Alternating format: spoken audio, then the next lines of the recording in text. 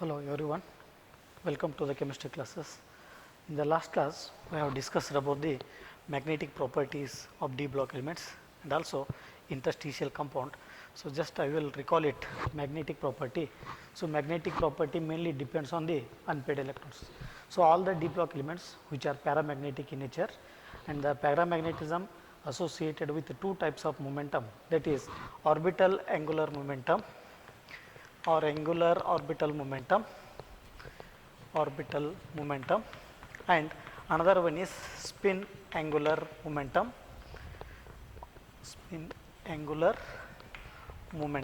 So these are the two types of momentum associated with the magnetic momentum.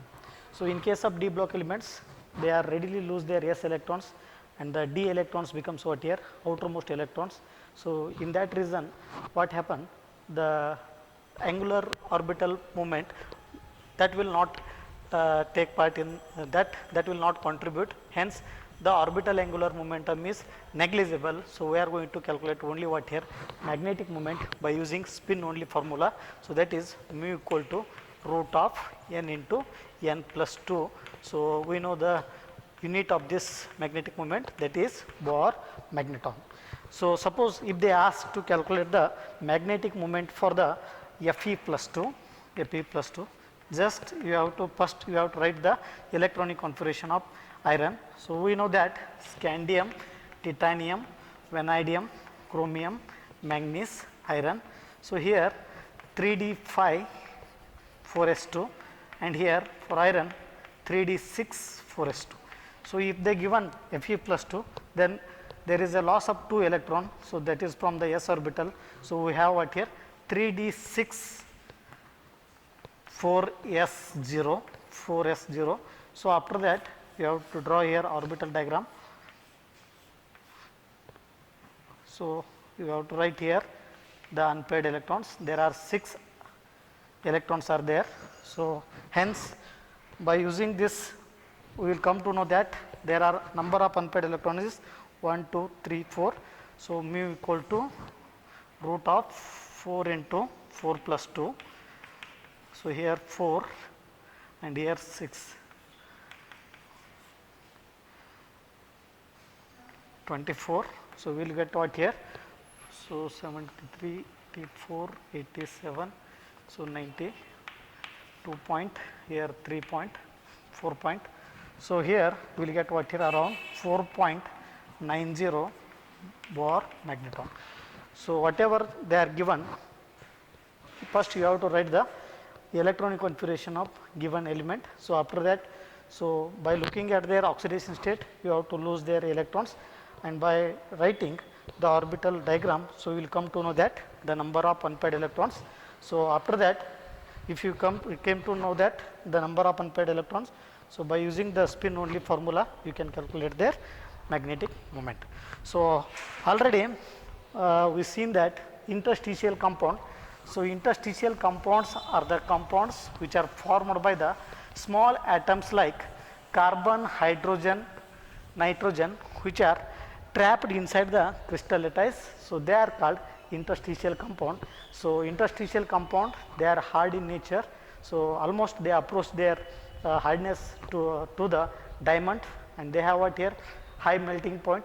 So due to that hardness, they have a high melting point compared to even pure metals, and they retain their metallic property, and they are chemically inert. So we studied about this in last class only.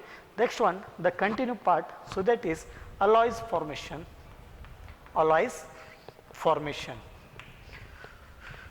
So alloys means, so this is an homogeneous solid solution, homogeneous solid solution in which atoms of the one metal randomly distributed into the another atom. So this is just a mixing of a solid solution in which what happen, one atom of the one metal which is randomly distributed into the atom of the another metal. So they are called alloys. So best known alloys, so that is ferrous alloys. So like chromium, tungsten.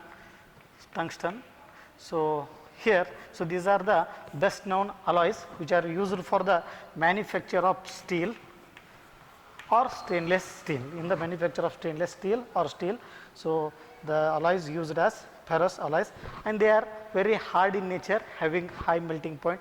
So similarly, we have a transition metal which can form alloys with non-transitional metal. The best example are brass. So this is mixture of what here? Copper and zinc. Another one is bronze. So that is mixture of copper and tin. So this is an about what here? Alloys formation. So next one property, so that is color formation property. So D block elements, so most of the ionic or covalent compounds of transition metals are color in nature. The color properties mainly depends on the number of unpaired electrons.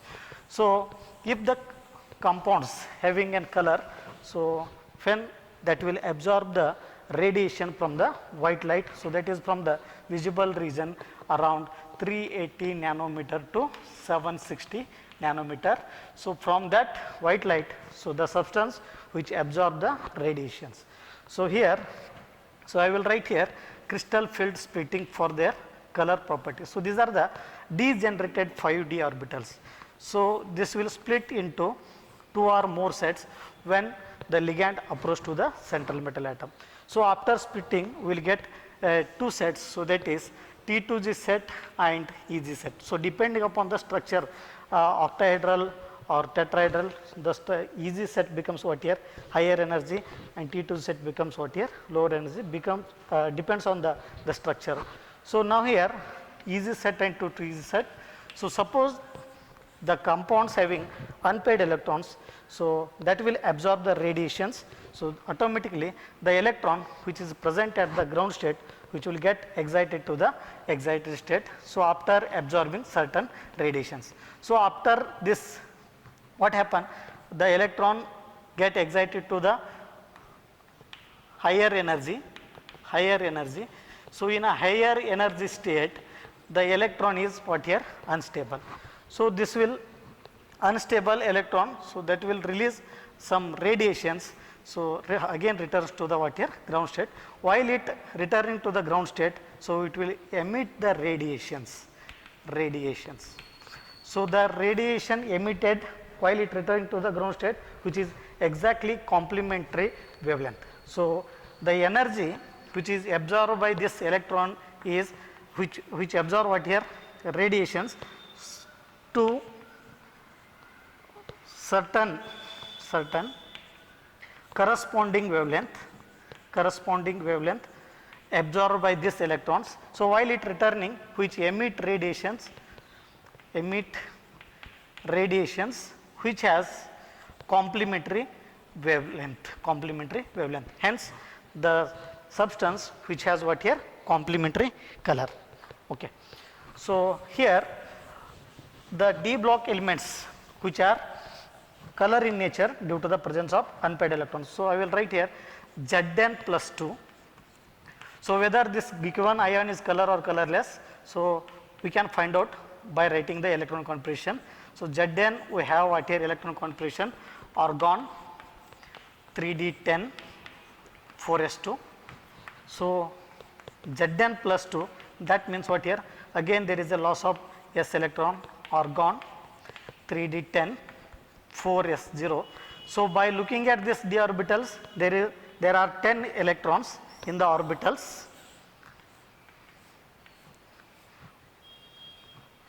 1, 2, 5, 6, 7, 8, 9, 10. So there is no unpaired electrons. So hence Zn plus 2 is colorless. So similarly, so suppose they are given titanium plus 2. So titanium having electronic configuration, so that is argon 3d2 4s2. So if they given titanium plus 2, that means again here loss of 2 electrons. So argon 3d2 4s0. Here we have two unpaired electrons in d orbitals, hence titanium plus 2 is color in nature. So the color property of d block elements mainly depends on the unpaired electrons. So when ligand approach to the central metal atom, the degenerated d orbitals split into two or more sets. So one is having higher energy, another one is having what here, lower energy. If the electron absorb wavelength correspond to certain color, so that will get excited by absorbing the white light. So in excited state, the unpaired electron is unstable, so it will return to the ground state. While it returning, which can emit certain radiations, so that radiations is correspond to the absorbed light, hence the substance which has what here, complementary color. Suppose if the substance which absorb the wavelength correspond to the red color,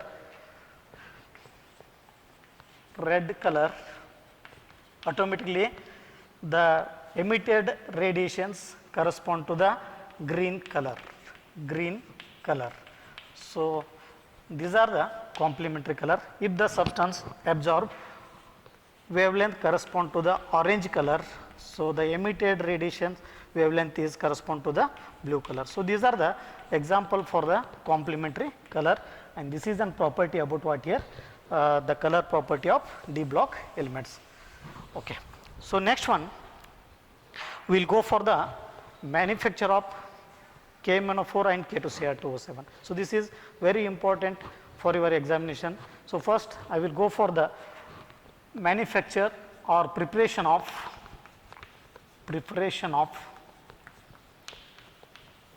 K2Cr2O7. So K2Cr2O7, the name of this is potassium dichromate. So potassium dichromate, which is prepared by the fusion of what here, chromite ore. So chromite ore formula is FeCr2O4. So chromite ore, which is fusion with what here, fused with a sodium carbonate or potassium carbonate. So that is sodium carbonate in presence of excess of air. So that is roasting can be takes place. So roasting means we know that the phenomenon of heating of ore in the presence of excess of air. So that is called roasting. So we will get what here? We will get sodium chromate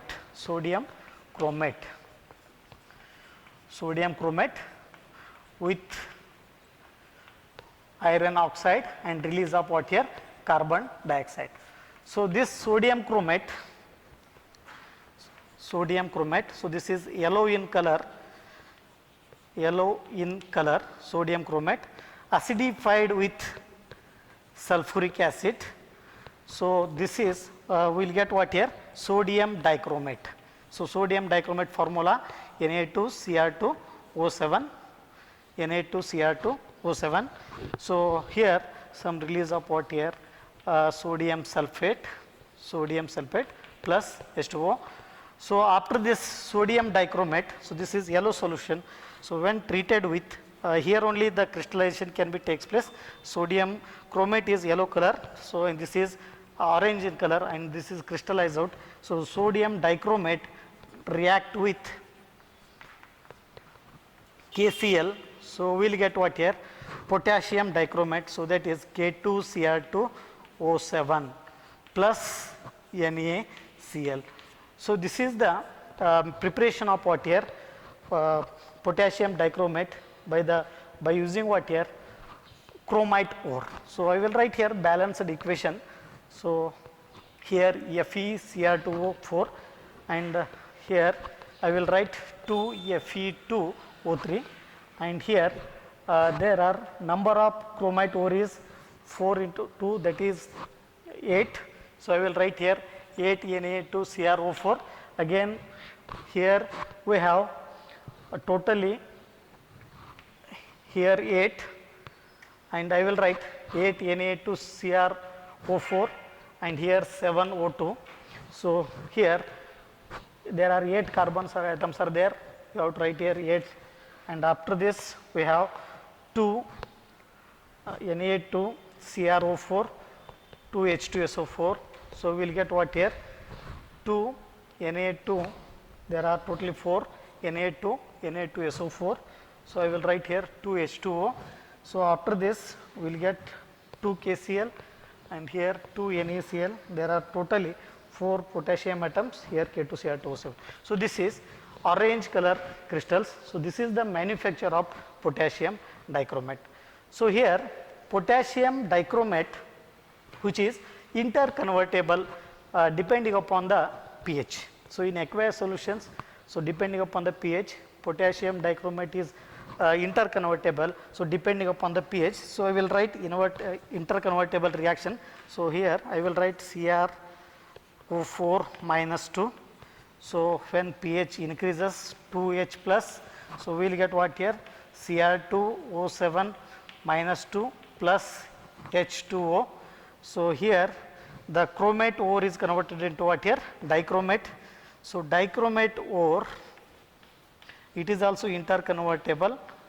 So 2OH minus, so we will get what here, 2Cr4 minus 2 plus H2O. So here in both the cases the chromium, which has what here, same oxidation state.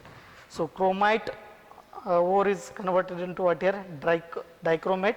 Dichromate ore is converted into chromate. So depending upon the pH, so these two are interconvertible, and here we can observe that the chromium having what here, same oxidation state. So this is the totally preparation of potassium dichromate by using chromite ore, and this is an interconvertible nature, depends on the pH. The chromite ore is converted into dichromate, dichromate ore is converted into chromite. So this is all about what here, preparation of K2Cr2O7. So potassium dichromate, which is an good oxidizing agent, which can readily accept electrons and get reduced, and it brings what here, other substance to oxidize. So hence the potassium dichromate, it is an good oxidizing agent. So I will write here oxidizing property. So oxidizing property K2Cr2O7, which is split up into 2 parts, so that is 2K plus, and this will become what here, Cr2O7 minus 2. So here Cr2O7 minus 2 is converted into what here, 2Cr plus 3. So in this case chromium having what here, 6 plus 6 oxidation state, here plus 3 oxidation state. So 3 electrons involved in it. Now what happened, I will write there are 7 oxygen atoms are there. So here I will write, to balance these oxygen atoms we have to write here 7 H2O molecules, and here there are 14 hydrogen atoms are there. To balance this, on left side you have to write 14 H plus. Now here each chromium, there are 2 chromium atoms are there. So one chromium that will get reduced from plus 6 to plus 3. So hence there are 2 chromium atoms are there, totally 6 electrons are involved in it. So this is an oxidizing action of what here, potassium dichromate. So by using that this formula, so we are going to write some of the reactions. So some of the reactions. So first I will write oxidation of iodide to iodine. So first you have to write this reaction, oxidizing action. So iodine to iodide. So I will write here 6I minus, so that will becomes what here, iodine 3I2 plus what here, 6 electrons. So the overall reaction becomes what here, this 6 electron get cancelled. So the reaction becomes what here, Cr2O7 minus 2 plus 14H plus plus 6I minus, so 2Cr plus 3 plus 3I2 plus 7H2O. So this is a reactions in which what happened, the iodide is oxidized to iodine. So this is the oxidizing action of what here, potassium dichromate. Okay. So next one, oxidizing action of potassium dichromate. So that will oxidize what here, Fe plus 2 to Fe plus 3, ferrous to ferric. So oxidizing action of potassium dichromate. So first you have to take this reaction as it is. So next one here, the ferrous Fe plus 2 is converted to what here? Same reaction, Fe plus 3, ferrous to ferric plus 6 electron. So again overall reaction is what here? This 6 electron get cancel each other. The reaction Cr2O7 minus 2 plus 14H plus 6 Fe plus 2, and this is 2 Cr plus 3 plus 6 Fe plus 3 plus 7 H2O. So this is the oxidation reaction of what here? Fe plus 2, that is ferrous is converted to what here? Fe plus 3 by using potassium dichromate. So similarly, the next one reaction, the oxidation of sulfide to sulfur. Sulfide to sulfur. So sulfide to sulfur. Next one reaction, oxidation action of potassium dichromate. So that will oxidize what here? Sulfide to sulfur. Sulfide to sulfur. So first you have to write that oxidizing action of potassium dichromate. So that is Cr2O7 minus 2 plus 14H plus what here? 6 electron. So that gives what here? 2 Cr plus 3 plus here 7 H2O. Here the oxidation of what here? Sulfide to converted to what here? Sulfur. So I will write here 3H2S, hydrogen sulfide. So that is converted to what here? Sulfur. So I will write 3S plus 6H plus. So there are 6 hydrogen atoms are there. So plus here 6 electrons. So this 6 electron get cancel each other. The overall reaction becomes what here? Cr2 and here O7 minus 2 plus. So here there are 14 hydrogen atoms, here 6 hydrogen atoms. So hence the 14 minus 6, so that is here totally 8 H plus and plus what here? 3 H2S and here 2 Cr plus 3 plus 3 sulfur plus 7 H2O. So already 6 hydrogens are subtracted in this 14 hydrogen atoms. So this is the again the oxidizing action of potassium dichromate. So that will oxidize what here? The sulfide converted to what here? Sulfur. So next another one reaction, the oxidation of stannous to stannic. So again here, so oxidation of what here? Stannous. So stannous, so that is Sn plus 2 to stannic. Stannous, that is plus 2 oxidation state. So that will oxidize to what here? Stannic, that is plus 4 oxidation state. So the here the stannous oxidized to what here? Stannic. Now so I will write here stannous reaction 3Sn plus 2. So just you have to change what here? Oxidation state. So 3Sn plus 4. So again here 6 electron. So after writing this balance equation, so we have what here? Cr2O7 minus 2 plus 14H plus 3Sn plus 2. So that gives what here? 2 Cr plus 3 plus 3 Sn plus 4, and this is 7 H2O, 6 electrons get cancel each other. So this is the oxidizing action of potassium dichromate. So we have seen that oxidation of what here? Ferrous to ferric, Fe plus 2 to Fe plus 3.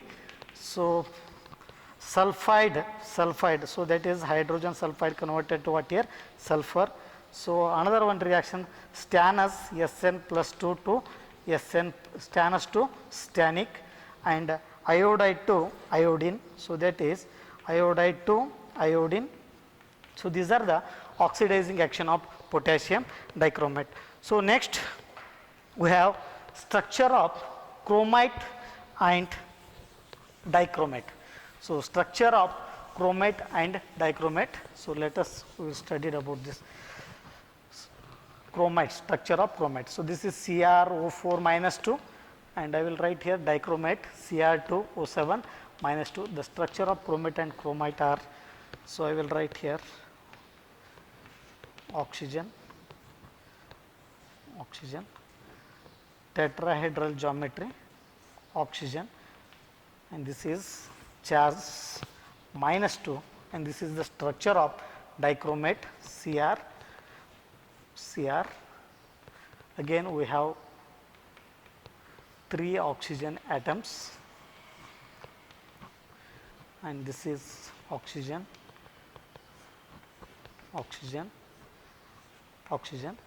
again we have a complex charge, so that is -2. So this is the structure of chromate and dichromate. The last one concept, so that is uses of potassium dichromate. So the potassium dichromates are used in the manufacture of chromic acid. The chromic acid which is used to clean the glasswares, and which is used as an used as an analytical reagent,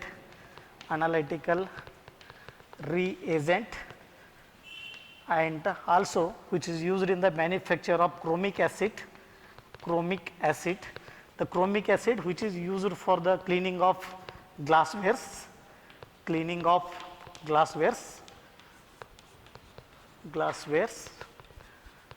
Another one is to tan leather,